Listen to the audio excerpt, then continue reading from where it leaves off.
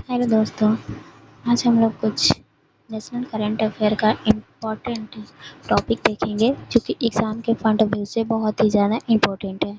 और ये एक हैंड रिटन नोट्स है और इसमें हमारे सारे इम्पोर्टेंट्स टॉपिक को कवर किया गया है जो कि इंटर एग्ज़ाम में इससे क्वेश्चन अधिकतर बनते हैं।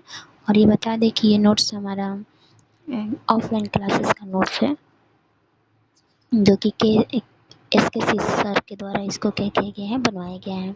तो आप लोग समझ सकते हैं कि ये नोट्स कितना इम्पोर्टेंट हो सकता है।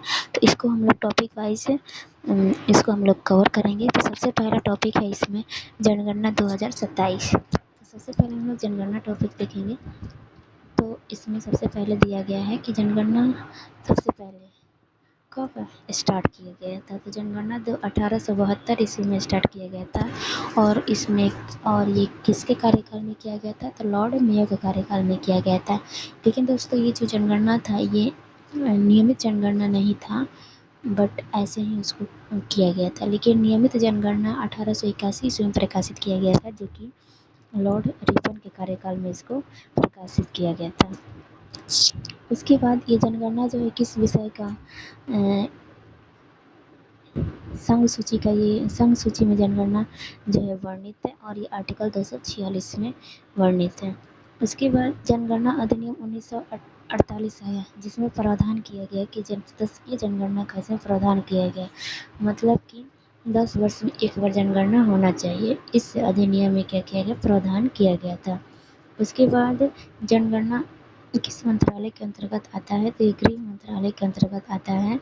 और इसको आयोजित या संचालित कौन करवाता है, तो यहाँ पर लिखा गया है महापंजीयक एवं जनगणना आयुक्त मंत्रालय के द्वारा किया जाता है। और इसके वर्तमान अध्यक्ष कौन है अभी, तो मृत्युंजय कुमार नारायण इसके क्या है, वर्तमान अध्यक्ष हैं। जनगणना के प्रकार भी देखेंगे हम लोग, जनगणना के कितने प्रकार होते हैं। तो एक होता है डी ज्योर मेथड और एक होता है डी फैक्टो मेथड। तो पहला जो डी ज्योर मेथड है इसमें हम लोग देखेंगे, इसमें कानूनी आवासीय पता के आंकड़े प्राप्त किए जाते हैं। मतलब इसमें कानूनी तौर पे क्या कहता है, आवासीय पता और आंकड़े हर चीज़ इसमें क्या होता है, प्राप्त किया जाता है। और ये जो है ये डी ज्योर जो मेथड है ये भारत सहित विश्व में ये सर्वाधिक प्रचलित है और भारत और विश्व में भी सर्वाधिक प्रचलित है। लेकिन जो यहाँ पर डी फैक्टो मेथड है इसमें जनगणना के दौरान जो व्यक्ति जहाँ उपलब्ध रहता है आंकड़े वहीं से लिए जाते हैं। मान लीजिए कोई व्यक्ति भारत का है लेकिन वो दूसरे देश में क्या है लेकिन उसको वहाँ से भी उसके लिया जा सकता है। बट ये ज़्यादा प्रचलित नहीं है क्योंकि इसमें आंकड़े सही तरीके से नहीं लिया जा सकता है। इसलिए ये भारत में केवल एक बार 1971 में इसे अपनाया गया है। उसके बाद इससे जनगणना नहीं किया जाता है, ये मेथड से किया जाता है, डी ज्योर मेथड से। उसके बाद दोस्तों हम देखेंगे कि जनगणना 2027 की मुख्य विशेषता है। ये ज़्यादा इम्पोर्टेंट है क्योंकि यहाँ से क्वेश्चन अधिक बनने के चांसेस होते हैं। तो देखेंगे हम लोग सबसे पहला विशेषता क्या है, तो यह प्रारंभ से 16वीं और स्वतंत्रता के बाद के 8वीं है। तो आप लोग इसे आसानी से याद कर सकते हैं कि 8 दूनी 16। तो स्वतंत्रता के बाद ये 8वीं है और ऐसे प्रारंभ से देखा जाए तो ये 16वीं है। ये सामाजिक, आर्थिक और जातिगत जनगणना है और इस बार की जो जनगणना है इसमें जाति को भी इंक्लूड किया गया है और ये सामाजिक, आर्थिक, इसमें सारी तरह का चीज़ों को क्या किया गया, अधिक इंक्लूड किया गया है। तो सबसे पहले यहाँ पर जातिगत जनगणना जो 1931 में ये किया गया था जो कि ब्रिटिश काल में उस समय के काल में किया गया था। उस समय का ब्रिटिश कौन था, इरविन हो सकता है शायद, हाँ इरविन होगा। उसके बाद 2011 में किया गया था जातिगत जनगणना, बट इसमें कोई आंकड़े तो लिए गए थे लेकिन सरकार के द्वारा आंकड़े को क्या किया गया, प्रकाशित उसमें नहीं किया गया था। और इसके बाद तीसरी बार जनगणना अभी जातिगत जनगणना 2027 में हो रहा है जो कि अभी प्रस्तावित है। उसके बाद जनगणना 2 चरणों में आयोजित इस बार का किया जाएगा। पहला चरण है HLO और दूसरा है PO। HLO का मतलब क्या होता है, housing listing and housing operation. और यहाँ पर PE का मतलब क्या होता है, पॉपुलेशन इन्यूमरेशन।